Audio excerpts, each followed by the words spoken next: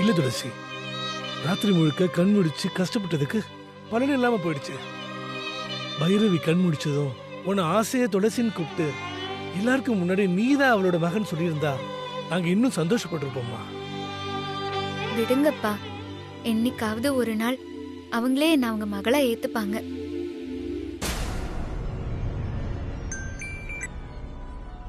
கனகா, நானே உனக்கு கால் பண்ணணும்னு நினைச்சேன். நல்ல வேளை நீயே எனக்கு கால் பண்ணிட்ட. என்னக்கா, ஏதாவது முக்கியமான விஷயமா? என்ன கனகா இப்படி கேக்குற? திருட மாதிரி ஒருத்தனை உள்ள அனுப்பி பைரவியத்தையும் துளசியையும் கொலை பண்றதுக்கு பிளான் போட்டோம்ல, அதான் சொதப்பிக்கிச்சே. வேற என்ன பண்ணலான்னு யோசிக்க வேண்டாமா? அதெல்லாம் இனிமே வேண்டாம்க்கா. வேண்டாமா? ஆமாக்கா, ஏன் கனகா? அத்தைக்கு நினைவு திரும்பிடுச்சுக்கா.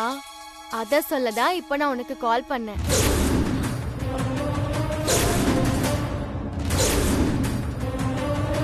ஐயோ, நினைவு திரும்பிடுச்சா? என்ன கனகா சொல்ற? நினைவு திரும்பி நாம செஞ்ச எல்லாத்தையுமே சொல்லிட்டாங்களா? எல்லாருமா சேர்ந்து உன்னை லாக் பண்றதுக்குள்ள நீ எஸ்கேப் ஆயிட்டியா இல்லையா?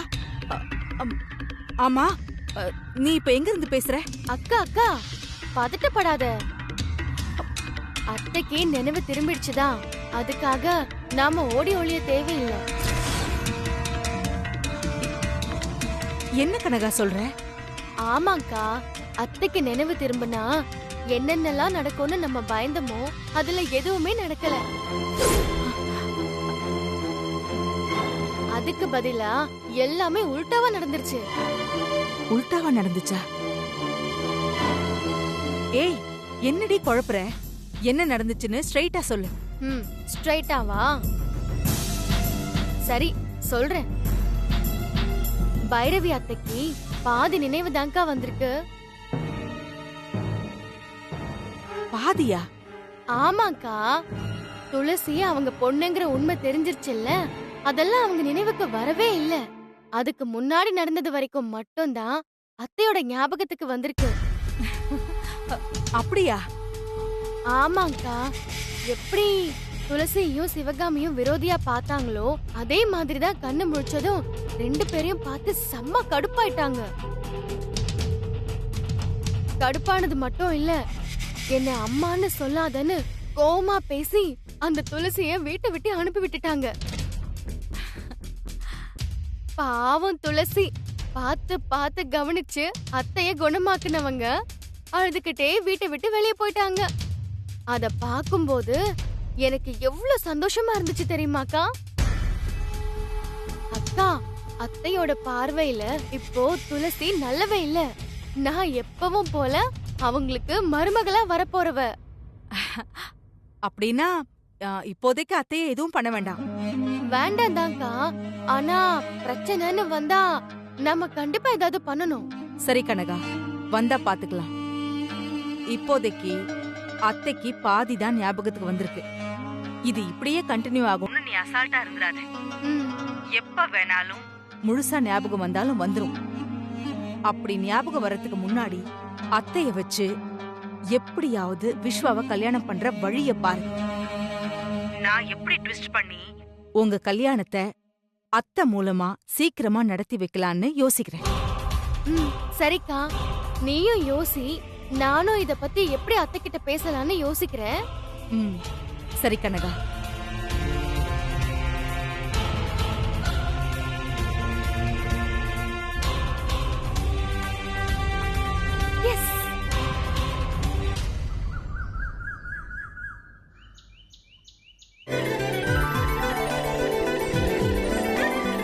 உங்களுக்காக தான் எல்லாரும் வந்து வெயிட் பண்ணிட்டு இருக்காங்க. நீவா அக்கா,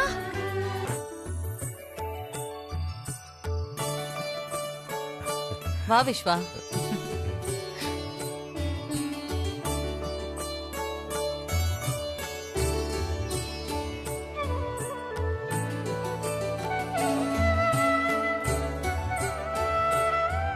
அம்மா, என் கண்ணு முன்னாடி நீங்க உட்கார்ந்து இருக்கிறத இப்ப கூட என்னால நம்ப முடியலம்மா.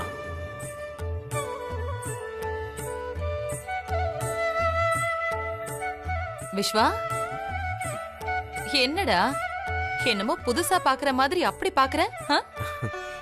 அம்மா உங்களுக்கு இப்ப எப்படிமா இருக்கு? முன்ன மாதிரி நார்மலா ஃபீல் பண்றீங்களா? இல்ல பிசிக்கல் பெயின், மென்டலி டிஸ்டர்ப் இந்த மாதிரி ஏதாவது? அப்படியெல்லாம் ஒண்ணும் இல்ல விஸ்வா, நான் நல்லா தான் இருக்கேன். பழையபடி இருக்கிற மாதிரி தான் தோணுது. நல்ல தூக்கம் வருது. தூங்கி எழுந்ததும் மைண்ட் ஃப்ரீயா இருக்கு. எந்த டிஸ்டர்பன்ஸும் இல்ல. ஆனா காலையில வாக்கிங் போகும்போது மட்டும்தான் அதிகமா மூச்சு வாங்குது.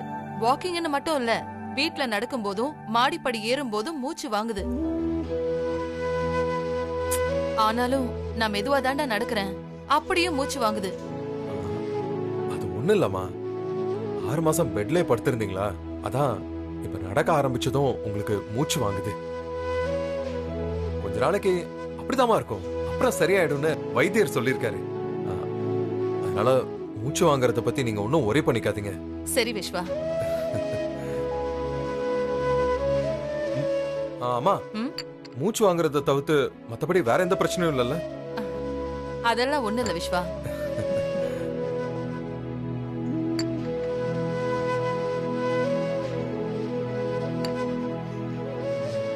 தமிழக முதலமைச்சர் திரு மு.க. ஸ்டாலின் அவர்கள் இன்று அரசின் நலத்திட்ட உதவிகளை வழங்கினார்.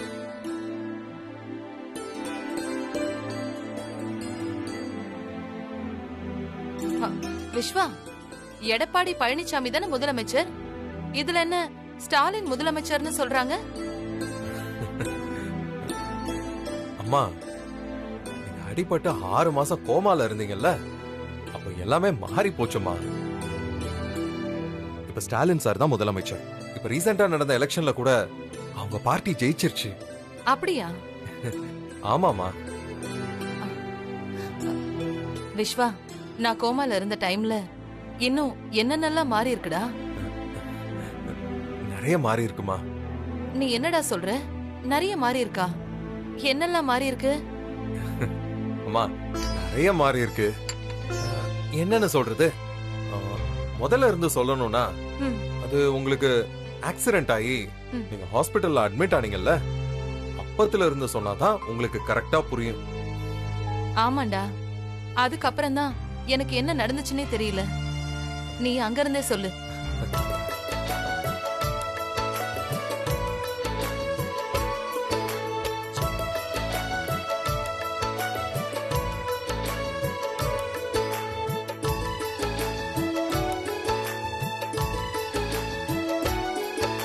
அம்மா, நிறைய சேஞ்சஸ்மா. எதை சொல்றது எதை விடுறது, இவ்ளோ சேஞ்சஸ் நடந்திருக்கு. நாங்க சொல்ல சொல்ல உங்களுக்கு எல்லாமே ஆச்சரியமா தான் இருக்கும். ஆமா பைரவி,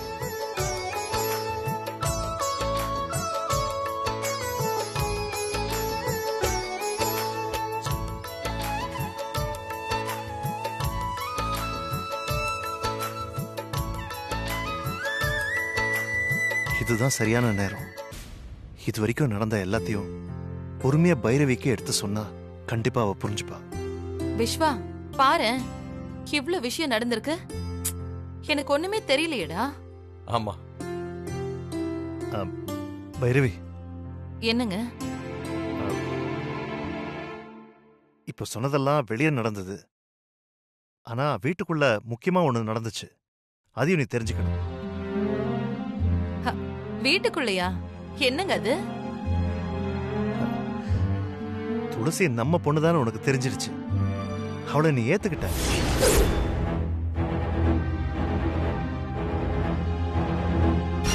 ஏத்துக்கிட்டு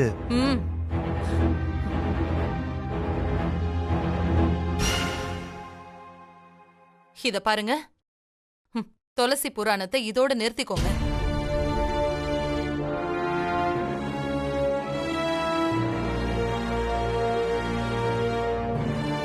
துளசி தான் என் மகன்னு தெரிஞ்சிருந்தா நான் அப்பவே செத்திருப்பேன். இது உங்களுக்கும் தெரியும். தெரிஞ்சிருந்தும் எப்படிங்க ஒரு பொய்ய உண்மையாக்க பாக்குறீங்க? இல்ல பைரவி, நான் என்ன சொல்றேன்னா, நீங்க என்ன வேணும்னாலும் சொல்லுங்க, நான் நம்புறேன், ஏத்துக்கிறேன். ஆனா அந்த துளசி நம்ம பொண்ணு, நான் அவளை ஏத்துக்கிட்டேங்கிற விஷயத்த பத்தி என்கிட்ட சொல்லாதீங்க. நான் அதை எப்பவுமே நம்ப மாட்டேன். என்னைக்குமே நான் அவளை என் மகளா ஏத்துக்கவும் மாட்டேன். இங்க பாருங்க, உங்களுக்கு லாஸ்டா ஒண்ணு சொல்லிக்கிறேன். இனிமே துளசி ஏன் பொண்ணுன்னு ஆரம்பிக்காதீங்க. இந்த பேச்ச இதோட நிறுத்திக்கோங்க.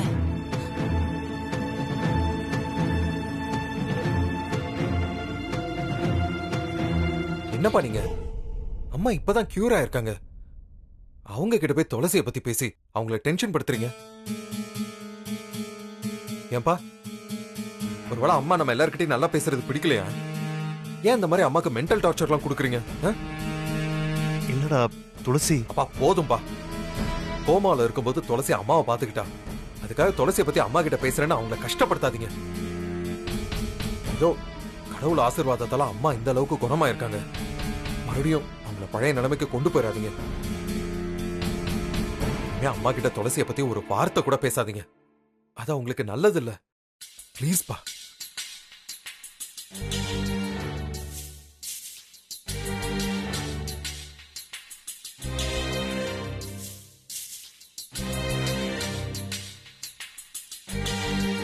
இதுக்கு ஒரே சொல்யூஷன், ஒரு சைக்காட்ரிஸ்ட கூட்டிட்டு வந்து பைரவியை கம்ப்ளீட்டா செக் பண்றது தான்.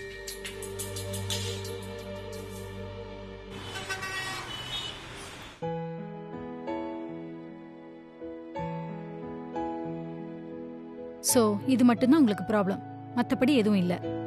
ஆமா டாக்டர், வேற எதுவும் இல்ல. ஓகே மேடம், இந்தாங்க இத புடிங்க. கண்ணு மூடிக்கிட்டு இந்த பாலை பிரஸ் பண்ணிக்கிட்டே இருங்க. உங்ககிட்ட சில கொஸ்டின்ஸ் கேட்பேன், அதுக்கு உங்களுக்கு என்ன தோணுதோ அதை சொல்லுங்க. Okay doctor. கண்ணை மூடுங்க.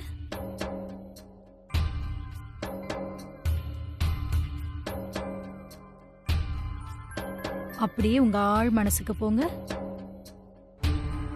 மெதுவா மெதுவா. இப்போ உங்களுக்கு என்ன தோணுது?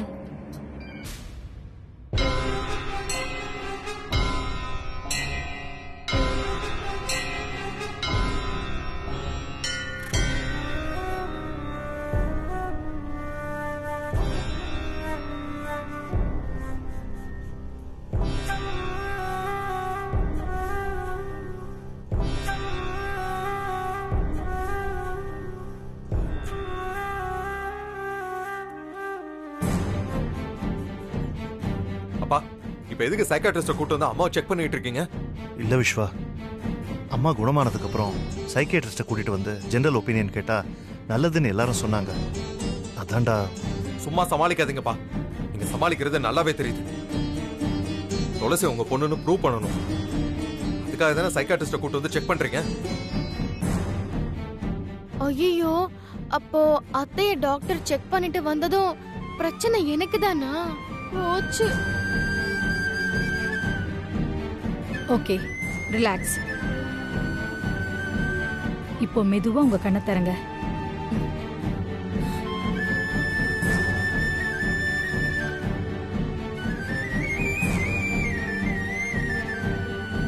லைட்டா மயக்கம் வர மாதிரி இருக்கும், கொஞ்சம் ரிலாக்ஸ் பண்ணா எல்லாம் சரியாயிடும். Okay doctor.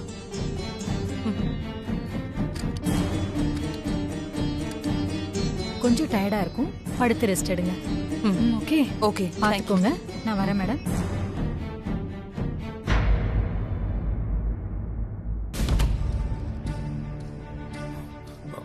Doctor. Doctor. No problem sir, எல்லாமே நார்மலா தான் இருக்கு. அவங்க மென்டலா ஓகே தான். ஏதாவது மறந்துருக்காங்களா டாக்டர்? எஸ், மறந்துருக்காங்க. ஆனா அதை ரெக்கவரி பண்ண முடியல.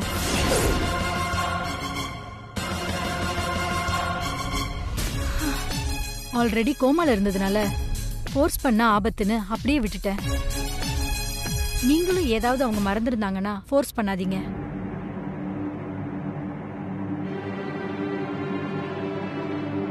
மறந்தது தானா ஞாபகத்துக்கு வர்றதுக்கு வாய்ப்பு இருக்கு. அது வரைக்கும் கொஞ்சம் வெயிட் பண்ணுங்க. எப்போ ஞாபகத்துக்கு வரும்னு ஏதாவது சொல்ல முடியுமா? அக்யூரேட்டா சொல்ல முடியாது.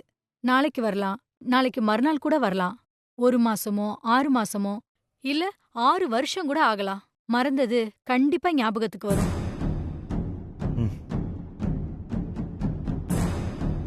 அப்புறம் இப்போ ஒரு முக்கியமான விஷயம், அவங்க இப்ப ரெஸ்ட் எடுத்துட்டு இருக்காங்க. அவங்கள டிஸ்டர்ப் பண்ணாதீங்க. நான் வரேன் சார். வாங்க டாக்டர். ம்.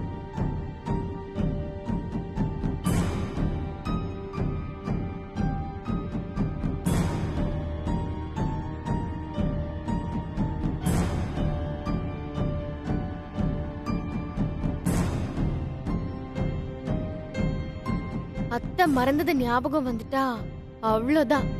அதுக்கு முன்னாடி என் பங்குக்கு எதையாவது செஞ்சு விஸ்வா மாமாவை கல்யாணம் பண்ணியே ஆகணும்.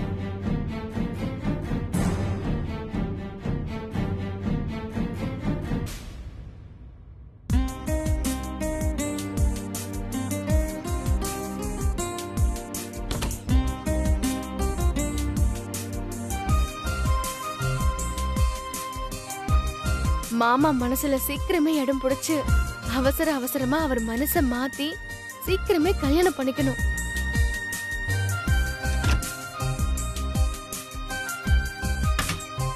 மாமா இந்தாங்க, இதுதானே தேடிட்டு இருக்கீங்க? ஆமா, கொடு.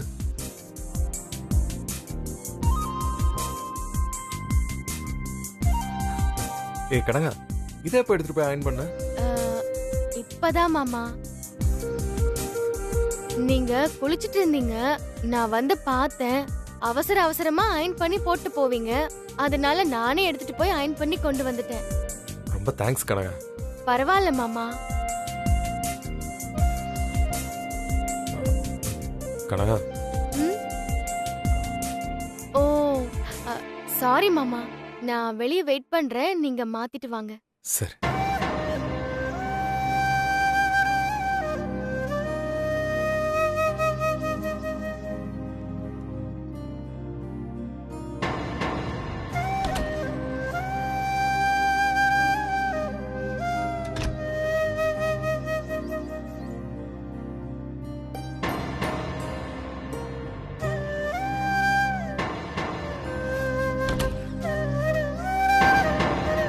மாமா இந்தாங்க மாமா. ஓ, இதையும் பாலிஷ் போட்டு எடுத்துட்டு வந்துட்டியா? ஆமா மாமா. அயன் பண்ணி முடிச்சதும் ஷூவை பார்த்தேன், பாலிஷ் போடாம இருந்துச்சு. அதான் பாலிஷ் போட்டு நானே எடுத்துட்டு வந்துட்டேன்.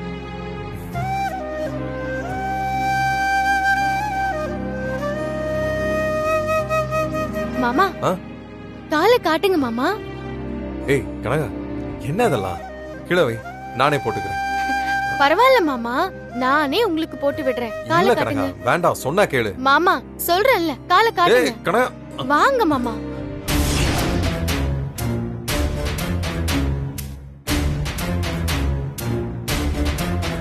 என்ன கனகா இதெல்லாம்? நீ எதுக்கு எனக்கு ஷூலாம் போட்டு விடுற? ஏன் மாமா, நான் உங்களுக்காக இந்த உதவி கூட செய்யக்கூடாதா? எதுக்கு உனக்கு கஷ்டம் தானே சொன்னேன். இதுல கஷ்டம்னு ஒண்ணுமே இல்ல மாமா. உங்களுக்காக இஷ்டப்பட்டுதான் இது எல்லாமே நான் பண்றேன்.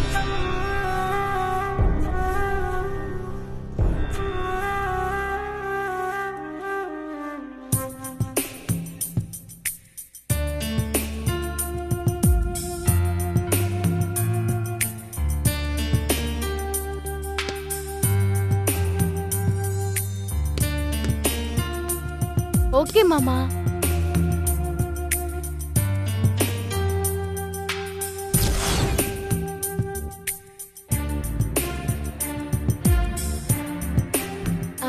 மாமா, நீட்டா அயன் பண்ண Dress, பாலிஷ் போட்ட ஷூ, இப்பதான் பழைய கலையோட பக்காவா இருக்கீங்க.